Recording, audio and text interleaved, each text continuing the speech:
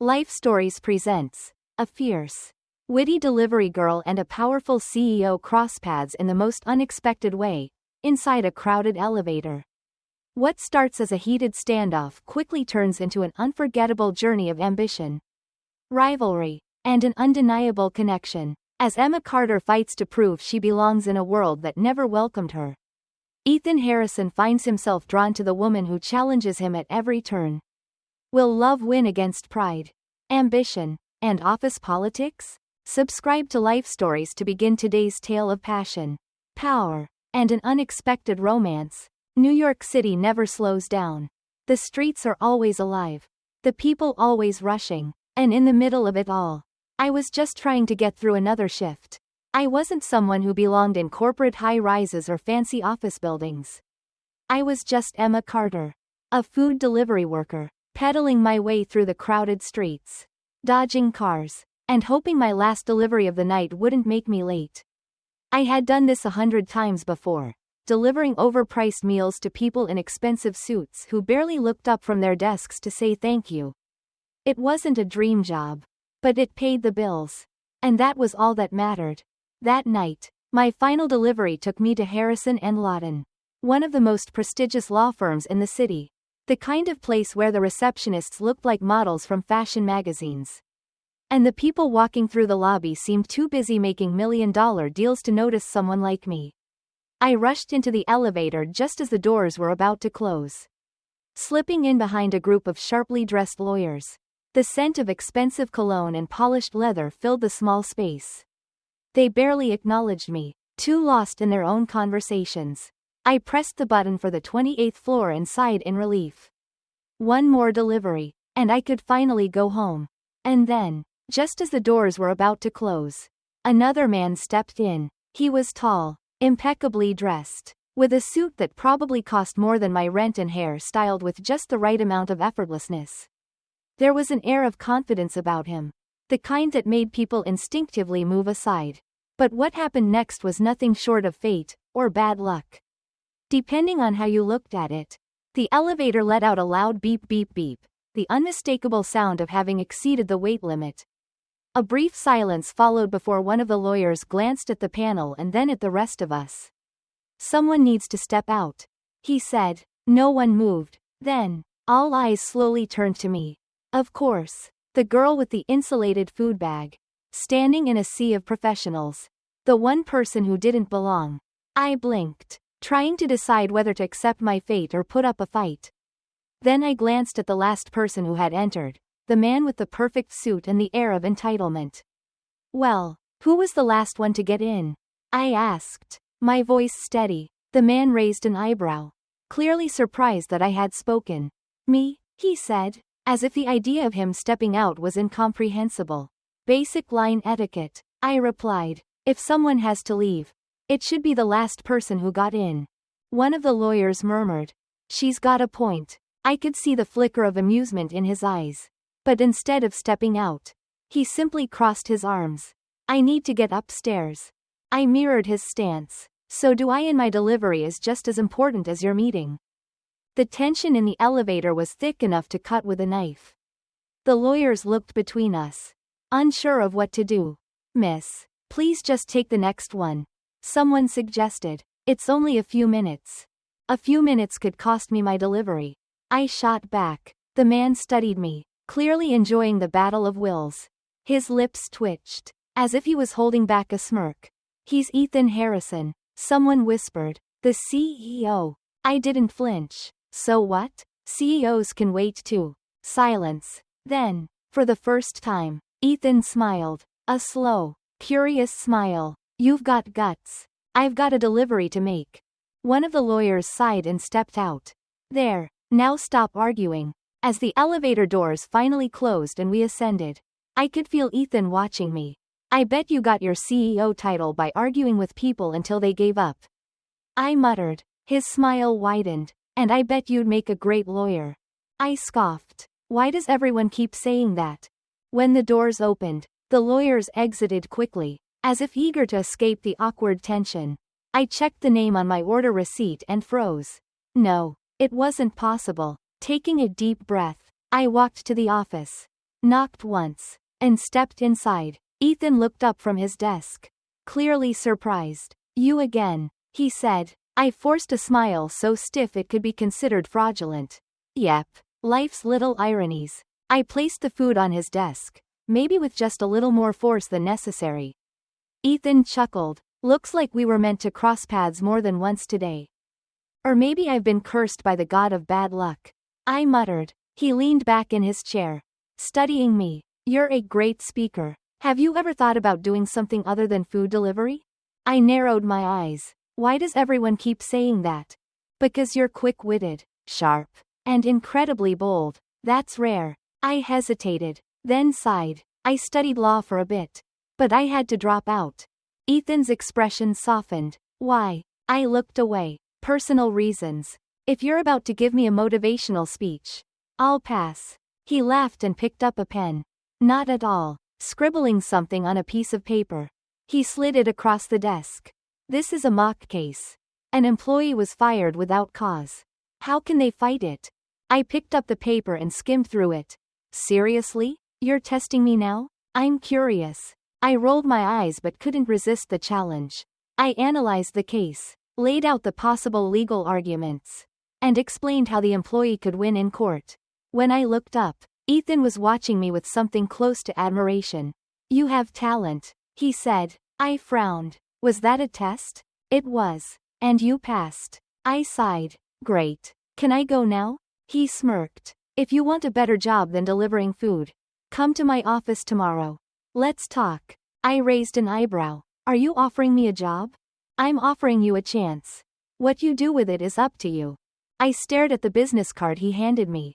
Then, without another word, I walked out, feeling like I had just stepped into something far bigger than I had ever imagined.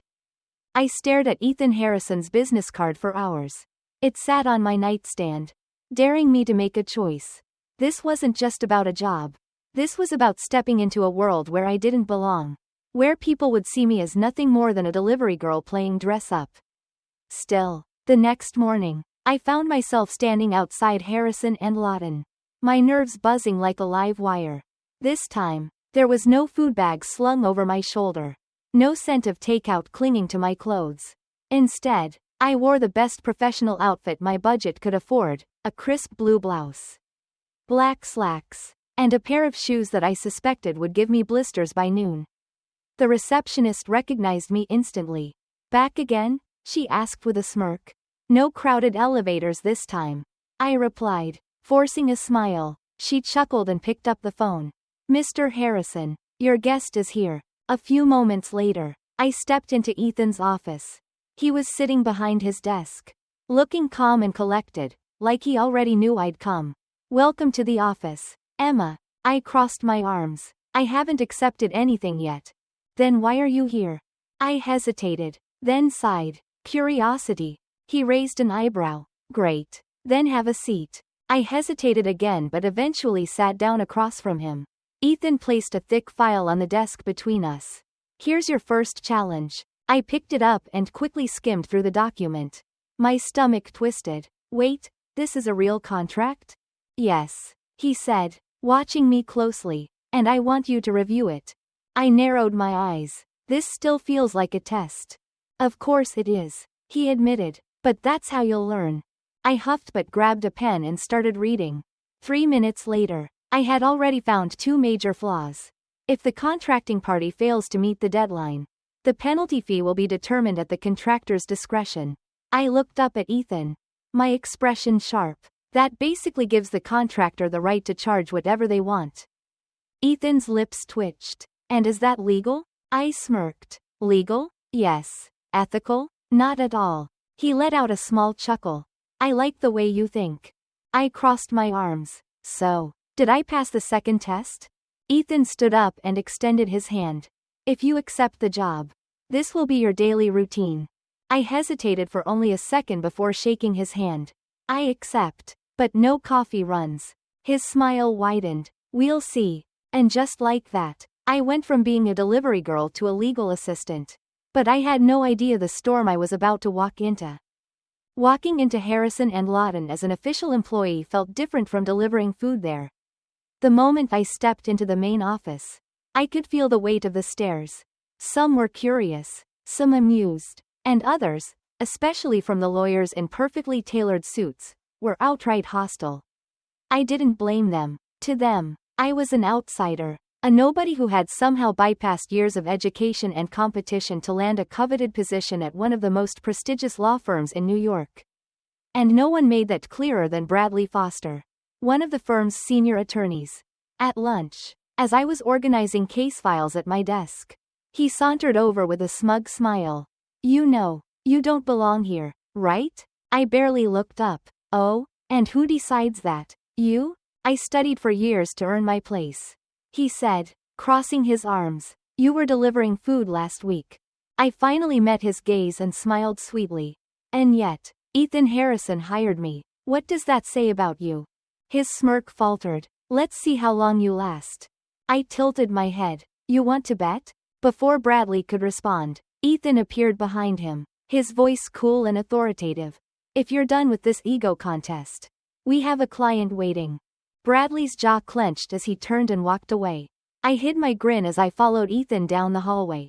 When we reached his office, he leaned against his desk and studied me. "You know you're making some people uncomfortable, right?" I shrugged. "Oh, you noticed? I thought they were loving my presence." Ethan chuckled. "You're good, Emma, better than a lot of people here. But that means some of them will try even harder to bring you down." I narrowed my eyes. "Are you trying to scare me?"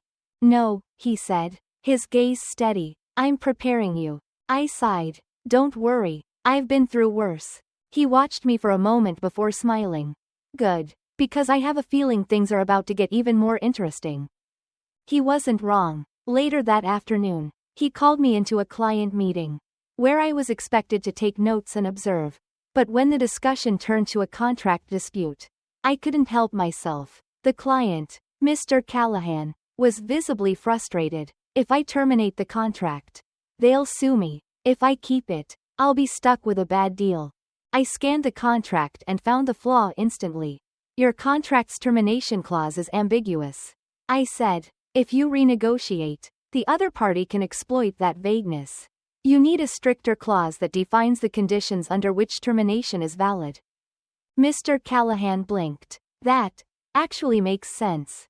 Ethan smiled at me, clearly impressed. "See? I told you she was good." As the client left, Ethan turned to me. "You keep this up, Emma, and you'll be taking my job soon." I smirked. "Don't worry, I'll let you keep the big office." I should have seen it coming.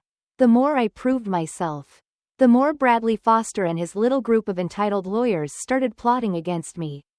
At first, it was just whispers behind my back, dismissive glances, and the occasional misplaced document.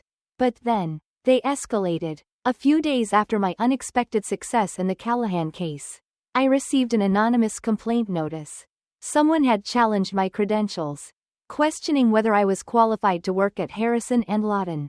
I stormed into Ethan's office, tossing the letter onto his desk.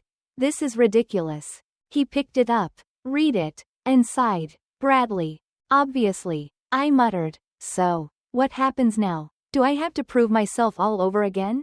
Ethan leaned back in his chair, his expression unreadable. "No, I will." I frowned. "What?" "I hired you because I saw potential," he said firmly, "and I'm not about to let anyone undermine that." The next day, in a formal review meeting, Ethan shut Bradley down completely. He presented my hiring records, my performance evaluations, which were already better than most junior associates, and a full list of contributions I'd made since joining. By the time he was done, Bradley looked ready to explode. Barnes, the senior partner, skimmed the paperwork, then sighed. "I see no issue here. Evans has already proven herself. If there are no other concerns, let's move on." Bradley had nothing to say. He clenched his jaw, nodded stiffly, and walked out. Humiliated, I should have felt relieved. Instead, I felt something else, a growing awareness of Ethan. He had defended me without hesitation. Not because he had to, but because he wanted to. That realization did something to me. The office was buzzing after the meeting. People whispered about how I had survived the attack, and how Ethan had practically declared war on Bradley. But what really stuck with me was Lena's knowing smirk when she plopped down at my desk later that day. "So," she said, dragging out the word, "you and the boss, huh?" I choked on my coffee. "What?" Lena grinned. "Oh, come on. Ethan defended you like some knight in a suit. And the way he looks at you? Girl, you are in dangerous territory." I groaned. "This isn't a romance novel." "Lena, tell that to him," she said, wiggling her eyebrows. I rolled my eyes, but deep down, I knew she wasn't wrong. Ethan had become more than just my boss. And no matter how much I tried to ignore it, there was no denying the fact that something between us had already begun to shift. I tried to ignore it. I buried myself in work, convinced that if I focused on proving my worth, whatever was happening between Ethan and me would fade into the background. But it didn't. It only got worse. He was everywhere, in my meetings, in the hallways, throwing challenges my way just to see if I could handle them. And every time I rose to the occasion, that look in his eyes became more intense. And then he took things a step further. One afternoon, I received an email invitation to a business dinner.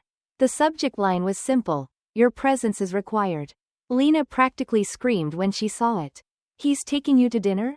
"That's it. I demand a full report afterward." "It's not a date," I said, ignoring the way my stomach twisted. "It's work." But when I arrived at the private dining room in one of the most exclusive restaurants in Manhattan, it felt like anything but work. Ethan was already there, looking unfairly good in his tailored suit. "Emma," he said when I walked in. I folded my arms. "Harrison." He smirked. "You really can't relax, can you? Not when I'm working with you." I shot back. The client arrived before we could get into another verbal sparring match. And for the next hour, I did what I always did. I worked. I analyzed the contract, countered arguments, and by the end of the night, the deal was nearly sealed. But when the client left, Ethan and I were alone at the table. And then it happened. He leaned back, studying me. "You feel it, don't you?" I knew exactly what he meant, but I still played dumb. "Feel what?" His gaze never wavered. "Whatever this is between us." I took a deep breath. "Ethan, don't." "Don't what?" he said, voice softer now. "Don't point out the obvious?" I didn't answer. I couldn't. Instead, I grabbed my things and left. But we both knew the truth. This had already gone too far. The next day at the office, I was determined to act like nothing had changed. But the moment our eyes met, it was clear, everything had. And Ethan wasn't about to let me pretend otherwise. Later that afternoon, he cornered me in the hallway. "I won't push," he said, "but I won't pretend this isn't real, either." I swallowed hard. "It's complicated." He smiled. "It doesn't have to be." And just like that, the last bit of resistance I had shattered. When he kissed me, it wasn't hesitant. It wasn't careful. It was everything we had been holding back, breaking free all at once. And in that moment, I knew I had been fighting a battle I had already lost. Months passed, and what started as a battle of wills in an elevator became something neither of us could deny. Ethan and I were unstoppable, both in the office and in life. We challenged each other, pushed each other to be better. And somewhere along the way, we became partners in every sense of the word. Of course, the office gossip never stopped. Some people whispered about favoritism, about how I was just the delivery girl who got lucky. But those same people had also watched me win case after case, proving that I belonged. And then, one evening, Ethan did something I never expected. Over a quiet dinner, he slid an envelope across the table. My heart raced as I opened it, expecting another legal challenge, but instead, it was a marriage certificate, with our names already written. I looked up, stunned. He smiled and pulled a small box from his pocket, opening it to reveal a ring that took my breath away. "Marry me," he said simply. I let out a laugh, shaking my head in disbelief. "You really just handed me a contract?" "I thought it was fitting," he teased. I stared at him. This man who had challenged me from the start, who had believed in me when no one else did. And I knew my answer before I even spoke. "Yes," I whispered. And just like that, the girl who once fought for a place in his world became his world. Don't forget to subscribe to Life Stories for more heartwarming tales like this.